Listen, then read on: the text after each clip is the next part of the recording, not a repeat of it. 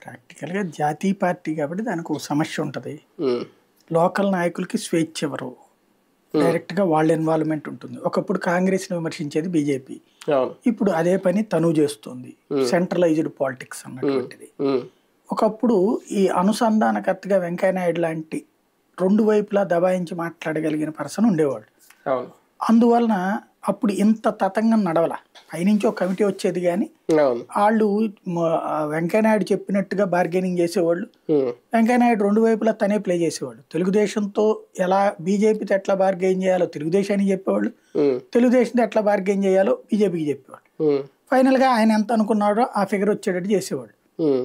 ఆ విధంగా భారతీయ జనతా పార్టీ వాళ్ళకి 100 అనుకుని చివరికి 25 దగ్గర దిగినా, హ్మ్. లేకపోతే 25 అనుకుని కిందటిసారి హ్మ్. 13 దగ్గర ఆగినా, హ్మ్. ఆ విధంగా ఇద్దరిని కన్విన్స్ చేసేసి హ్మ్. మధ్యలో అసలు గొడవ లేకుండా కథ నడిపించుకొచ్చేవాడు కేవలం వెంకయ్య నాయుడు. ఒప్పించి మెప్పించి ఏదో చేసేవారు నడిచిపోయేది. పెద్దన్న పాత్ర. ఇప్పుడు అట్లాంటి పాత్ర వాళ్ళకి నచ్చట్లేదు. అంటే అలాంటి వాళ్ళు కూడా లేరేమో అదే ఇప్పుడు అంటే వెంకయ్య నాయుడు లాగా. నచ్చకపోవడం వల్లే అలౌ చేయట్లా. నచ్చకపోవడం వల్ల ఎవరిని ఎంకరేజ్ చేయట్లా. అట్లాగే ఎంకరేజ్ చేయొచ్చు కదా, ఇక్కడ ఎవరిని ఎంకరేజ్ చేయట్లేదు జాతీయ నాయకులు. అంటే ఎవరున్నారని నేను అనేది వెంకయ్య నాయుడు ప్లేస్ పురంధేశ్వరి అవ్వచ్చు కదా, ఏముంది.